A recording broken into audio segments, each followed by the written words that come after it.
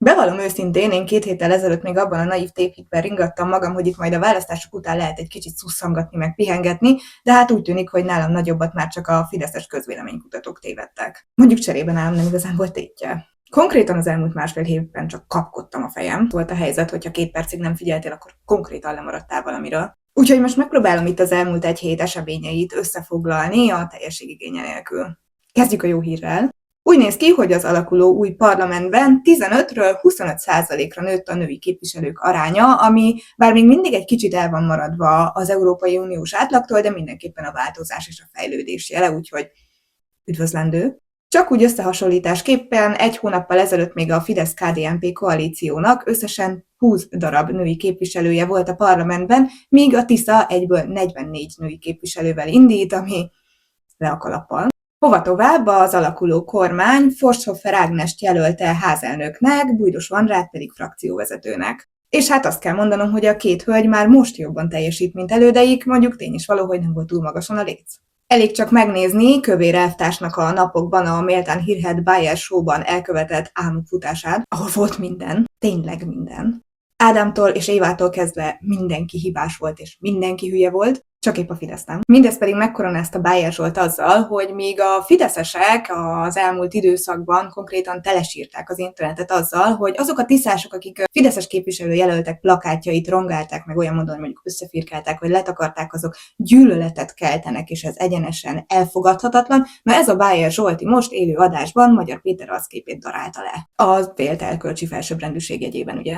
Ezek ketten ott olyan shitshow-t nyomtak le, hogy szemszáj nem maradt szárazon, inkább száj. De szerencsére nem Kövér elvtárs volt az egyetlen, aki valamelyik médiumhoz járult, hogy ott elpityeregje azt, hogy neki egyszerűen halvány lila gőze nincsen arról, hogy pontosan mi lehetett itt az oka ennek a borzasztó nagy fideszes vereségnek. Konkrétan lassan már az összes propagandista és fideszes politikus felsorakozott az értetlenek táborában. Demeter Szilárd például azt találta nyilatkozni, hogy szerinte nem a Fidesz nem értette meg a fiatalokat, hanem a fiatalok csúsztak ki a nemzeti kultúrából.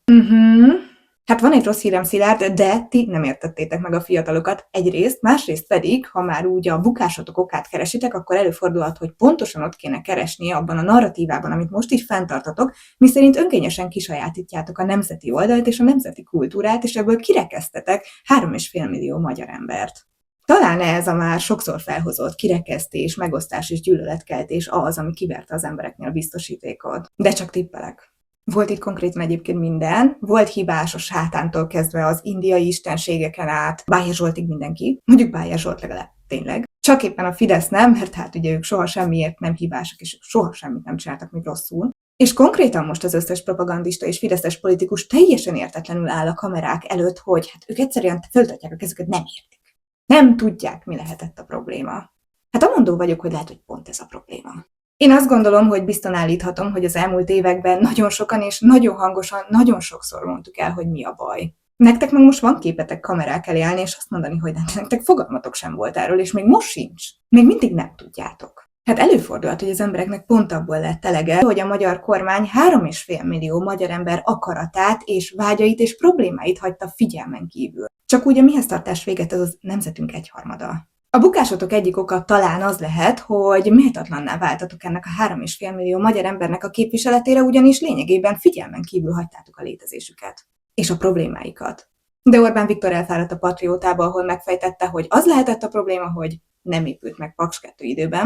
Egészen biztosan. Valamint a napokban Zelenszky bejelentette, hogy megjavították a barátság kőolaj vezetéket, és hamarosan akár újra is indulhat az azon keresztüli kőolajszállítás. A propagandisták pedig emberfeletti logikával azonnal össze is kapcsolták a szálakat, és megállapították, hogy akkor ez bizony nem egy sérülés okozta probléma volt, hanem kizárólag egy ukrán beavatkozás a magyar választásokba. Hova tovább sikeres beavatkozás, hiszen ugye a Fidesz elveszítette a választásokat, az ukránoknak meg ugye eleve ez volt a célja. Ezen a ponton hozzátenném, hogy nem mellesleg még 3,5 millió magyar embernek is ez volt a célja, de ne is foglalkozzatok velünk, eddig se tettétek, miért most kezdenétek el. De hogy őszintén érdekelne engem, hogy itt most mi az elképzelés. Úgyhogy arra gondoltam, hogy én most indítanék egy nemzeti konzultációt, bár azokhoz az emberekhez intézném itt a kérdéseimet, akik ugye a Fidesz által önkényesen kilettek zárva a nemzeti oldalból. Úgyhogy lényegében egy nem nemzeti konzultációt indítanék. És azt kérném, hogy itt kommentben jelentkezzen már nálam az a magyar honfitársam, aki a Tiszára szavazott, De abban az esetben, hogyha a Paks 2 hamarabb megépült volna, vagy esetleg zavartalan lett volna az elmúlt időszakban a kőolaj szállítás a barátság kőolaj vezetéken keresztül, akkor minden bizonnyal a Fideszre szavazott volna. Nagyobb összeget mernék tenni rá, hogy nincs ilyen. De most komolyan ti amúgy mikbe vagytok? Ti tényleg azt gondoljátok, hogy 3,5 millió magyar ember ült otthon a kis otthonában, nézte, olvasta a híreket, a nyilatkozataitokat és minden más, és úgy voltak vele, hogy hát igen, végül is a Szőlő utcán úgy belefér. Gazdasági zuhanó rajt, hát az is előfordul. Évek óta. Rohadó működésképtelen egészségügy. Azzal még tudok menni. Infláció, lakhatási válság, Szijjártó Péter kémkedése. Oké. Na de a kőolaj, meg Paks 2, na azért mindennek van egy határa, eddig és ne tovább. Egészségügy, közoktatás, meg normális működő gazdaság nélkül tudunk élni, na de a Paks 2, igen, az lehetett a probléma, vitja minden bizonnyal. A Paks 2, meg a kőolaj. Tudom, hogy mindenki magából indul ki, meg eddig sem nagyon kíméltetek minket, de azért ez most már tényleg sértő. Belfele annyira sem sértő, mint Gajdi Csottónak a gúnyolódása az egyedülálló magyar édesanyákon, aki most aztán föl van háborodva azon, hogy rajta gúnyolódik az internet. És ráadásul azon gúnyolódik az internet, hogy besült, mikor a tiszásokon gúnyolódott. De hát ugye nagyon erkölcstelen dolog gúnyolódni a gúnyolódón. A földön fekvőn, mert most imádják ezt használni. Éppen úgy, mint azok a propagandisták, például Nyerges Csenge és Szakács István, akik most hirtelen úgy döntöttek, hogy ők soha nem tűrték meg a gyűlölködést, nekik az nem volt pálya.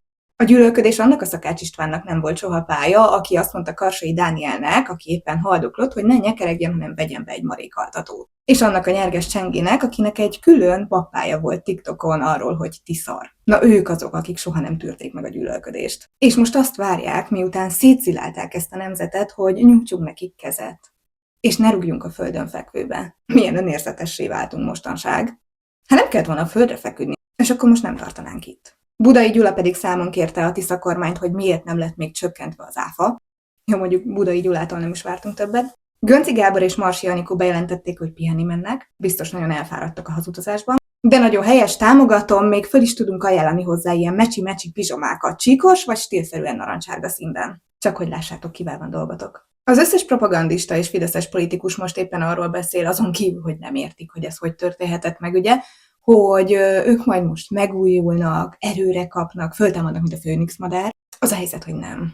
Tehát itt most nem a feltámadásnak van az ideje, hanem annak, hogy végre életekben először tükörben nézzetek. És elszámoljatok azzal, amilyen pusztítást és széthúzást ebben a társadalomban okoztatok. Annak van itt az ideje, hogy most vállaljátok a felelősséget azért, hogy a háborús riogatásotok és félelemkeltéstek miatt számos magyar honfitársunk tervezi eldobni magától az életét, vagy dobta is el. Ezeknek az embereknek a halála a ti lelketeken szárad. Ahogy azok a széttépett családok is, ahol most a szülők nem hajlandók beszélni a gyerekeikkel, mert azok a hazaárulók lettek a szemükben. Csak és kizárólag azért, mert valami másra vágytak. Nektek most nem interjúkat kellene adni, hanem eltakarodni a közéletből. Hogy soha többet ne okozhassatok kárt ennek a nemzetnek. Soha nem gondoltam volna, hogy valaha ez a mondat elhagyja a számot, de példát vehetnétek Nagy Mártonról. Mert ő legalább úgy döntött, hogy végre eltűnik a közéletből.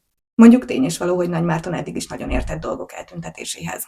A múlt héten valahogy véletlenszerűen elvitték az összes lottót, több milliárd forint értékben. Hát na, úgy döntöttek a fideszesek, hogy még utoljára kirabolják ezt az országon. De nem baj, srácok, legalább ha a választási eredményeket, nem ezeket a számokat legalább sikerült eltalálni. Orbán Viktor úgy ítélte, hogy Magyar Péternek nincsen joga a Súlyog Tamást felszólítani arra, hogy távozzon a pozíciójából, úgyhogy gyorsan szokásukhoz híven petíciót is indítottak. Hát az a helyzet, hogy Magyar Péternek lehet, hogy nincsen joga hozzá, de tudjátok kinek van? A magyar állampolgároknak. A magyar adófizetőknek, akik Súlyog Tamás főnökei. És azt gondolom, hogy 3,5 millió magyar ember nevében beszélhetek, amikor azt mondom, hogy Súlyog Tamás távozzon a pozíciójából, és adja át a helyét valakinek, aki alkalmasabb nára a pozícióra. Tehát nagyjából bárkinek. Hegedűs Zsolt győzelmi tánca a nemzetközi trendé vált, és én borzasztó csalódott vagyok, hogy még senkinek nem jutott eszébe elnevezni ezt a trendet Tiszariszának. Most már ne is próbálkozzatok, mert levédetem. Továbbá Magyar Péter azt is bejelentette, hogy még meg tudjuk állítani a Fidesz által elindított kilépésünket a Nemzetközi Büntetőbíróságból, ami azt jelenti, hogy a gyorsan ítélő bíróság már megint besült, mikor elkezdte a megválasztása után 3 nappal szídni Magyar Pétert, amiért meghívta a többi világvezetővel együtt Netanyahut is Magyarországra. Hiszen Magyar Péter ugye pontosan abban a tudatban tette ezt, hogy ha Netanyahu beteszi az országba a lábát, akkor kötelező lesz letartóztatni. Hát mint nekik tényleg, nem úgy, mint a Fidesznek, akik fosnak bele mindenbe, ugye? Úgyhogy ezen a ponton szeretnék most mindenkit türelemre inteni. Én tisztában vagyok vele, hogy fontos állampolgári kötelességünk a következő kormánnyal kapcsolatban is kritikusnak lenni, de az is nagyon fontos, hogy adjunk azért időt nekik arra, hogy bizonyítsanak. Mert én tisztában vagyok vele, hogy az elmúlt évtizedekben ahhoz voltunk szokva, hogy a mindenkori magyar kormány összes tagja dilettáns, de amondó vagyok, hogy most itt az ideje, hogy hagyjunk egy kis időt a Tiszának arra, hogy bebizonyítsa, hogy az ő tagjai minimálisan legalább, de értenek ahhoz, amit csinálnak. Tudom, hogy ez újdonság, de hát ha egy kicsit legyünk türelmesebbek. Valamint a mai nap az a rendkívül üdvözlendő hír is napvilágot látott, hogy a Tisza kormány, vagy hát a leendő Tisza kormány Gulyás Gergely egykori pozíciójára Rúf Bálintot jelöli. Én. Eddig azt gondolom, hogy miniszteri pozíciókban elég erős a felhozatal. Sőt, talán erősebb, mint bármikor, ugye? Úgyhogy azt gondolom, hogy itt még lesz meglepetés, és nagyon sok olyan dolog van még, amiről mi nem, de a Tisza párt már tud, úgyhogy javaslom, hogy mindenki nyitottsággal és várakozással és türelemmel tekintsen a következő időre, mert azt gondolom, hogy itt nagyon-nagyon jó dolgok fognak történni. Ha pedig nem, akkor arról mindenképpen tájékoztatni fogok mindenkit. Sziasztok!